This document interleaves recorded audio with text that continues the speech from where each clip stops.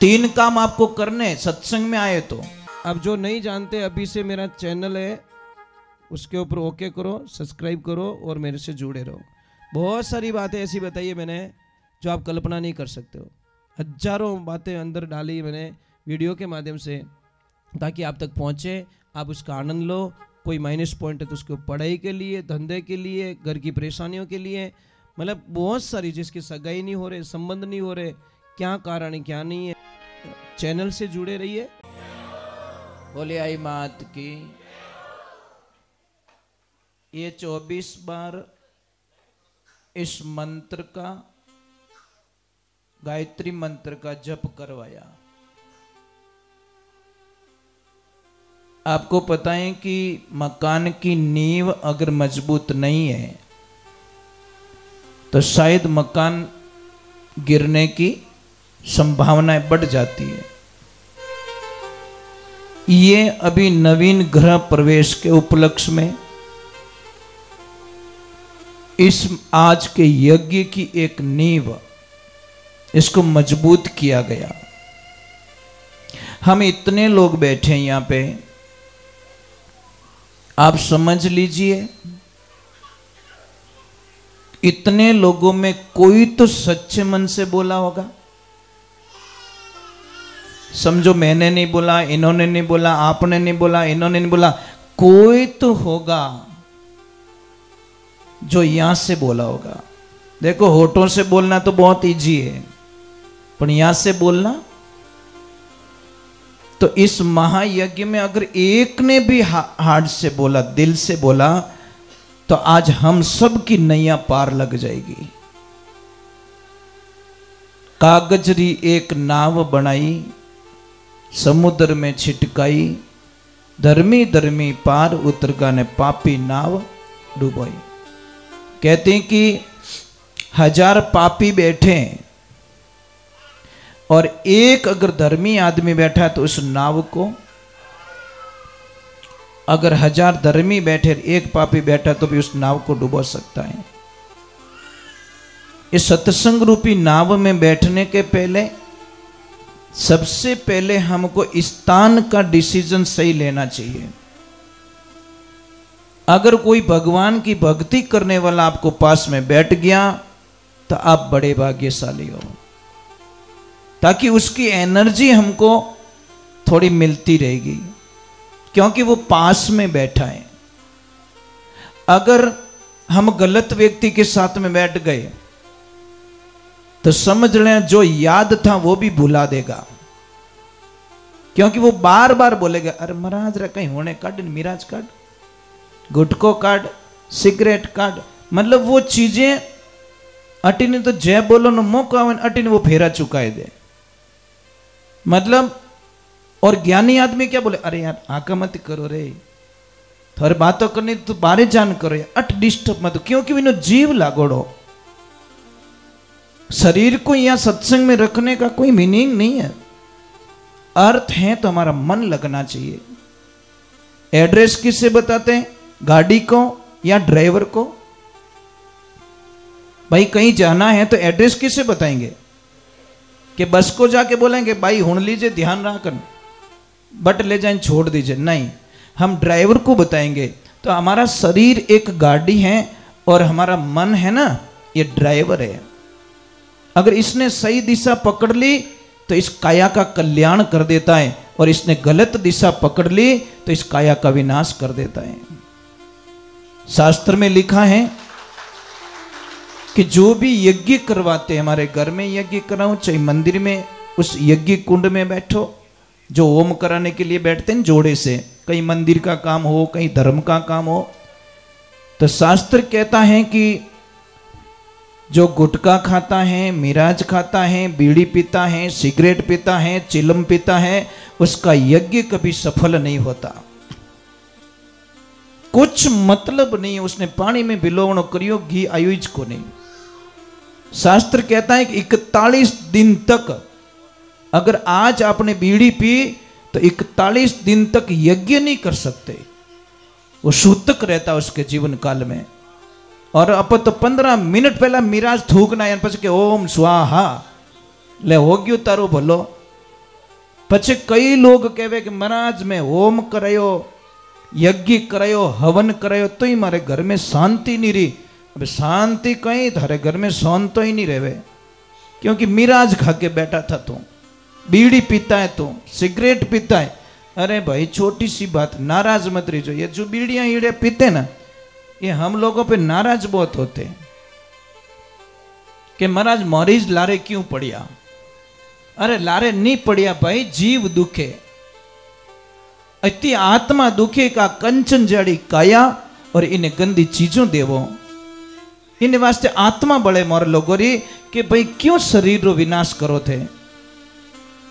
भाई जितनी फूंक सिगरेट में मारी, जितनी फूंक बीड़िया में मारी, ये तो राम जी रो नाम लेतो तो थारो बेड़ो पार हो जातो।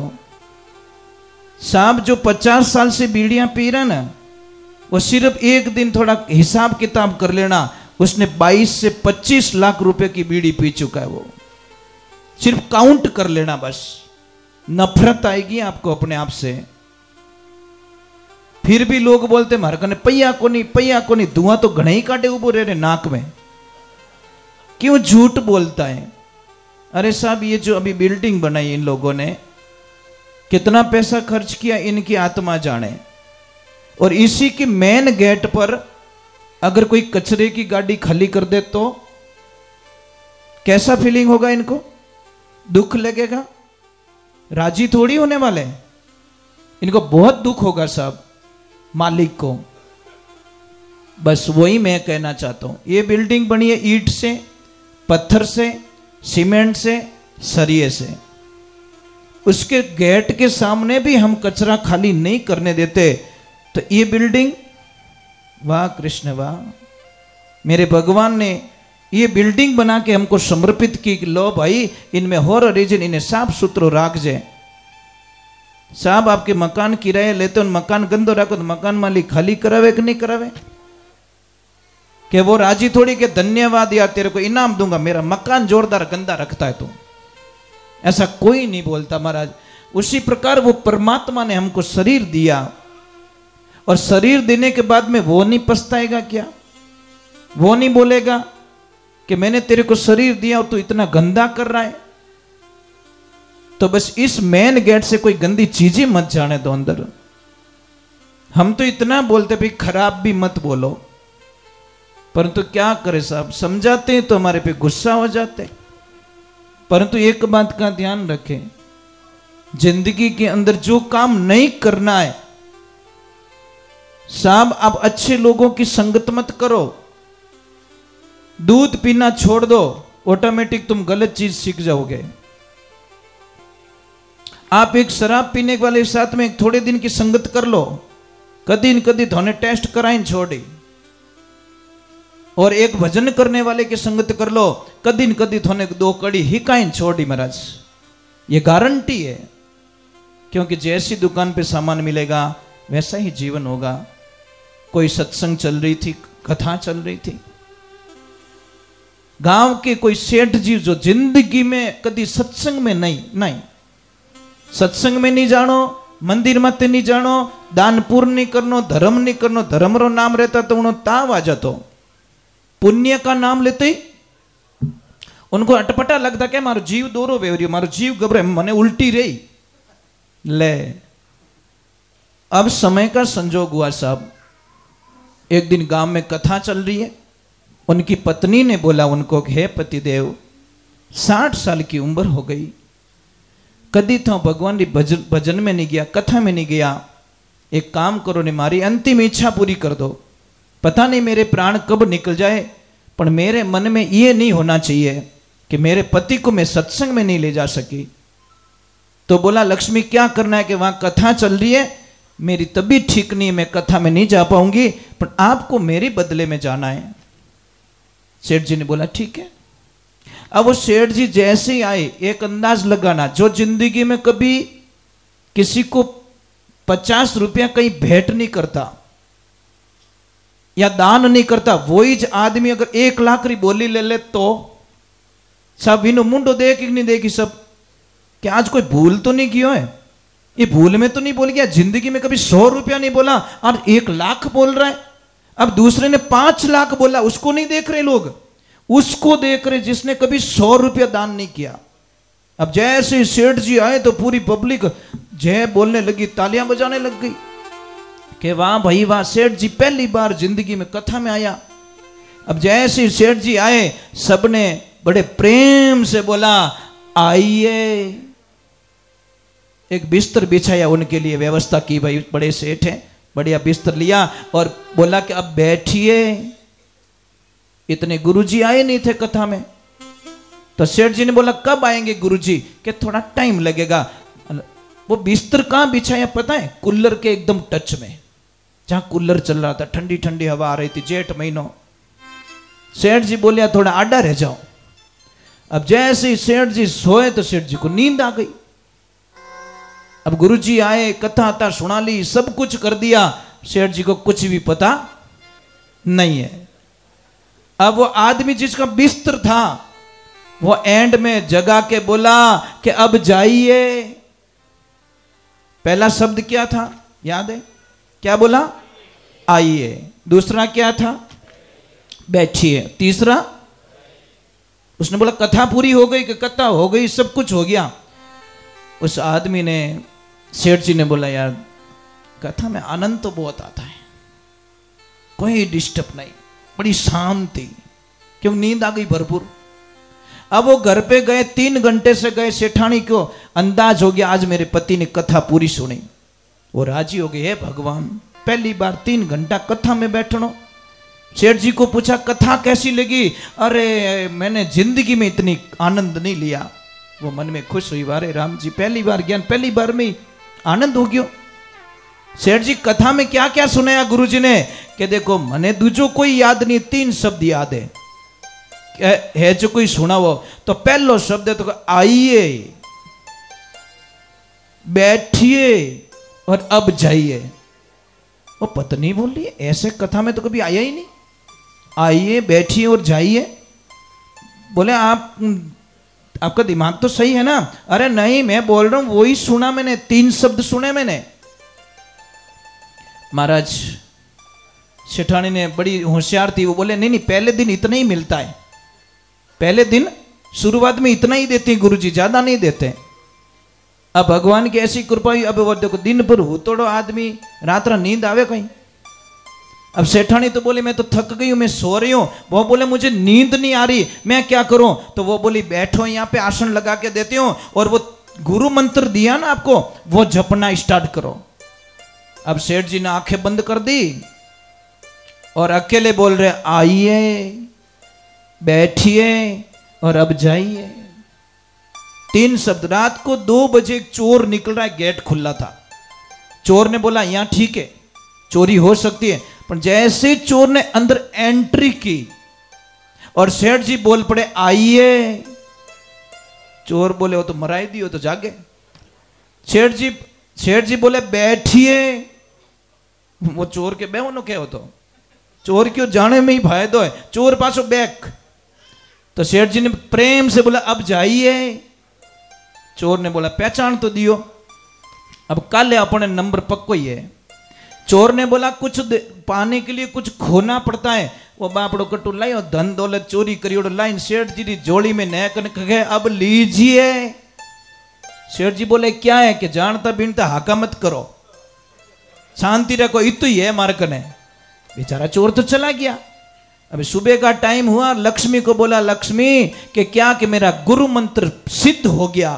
कि कैसे? कि देख ओ ये रात को पता नहीं कौन देके गया, मुझे क्या पता। सेठानी ने मन में विचार किया कि मैं 60 साल की उम्र में कथा में गई, एक दिन भी कुछ भी नहीं लाई, और हेठ जी तो एक दिन में लाटो करी आया। कहने का मतलब है आओ और कुछ लेके जाओ यहां से, और लेके जाओगे तो आपको कुछ न कुछ प्राप्त होगा। सत्संग को मजाक में मत लो। कई लोग क्या कहते हैं मजो आएगो, सत्संग में कभी मजो नहीं आया करे, ध्यान रख मजो आवे नहीं, वो सत्संग होती नहीं है, वो मत्संग होती है। सत्संग में आनंद आता है साहब।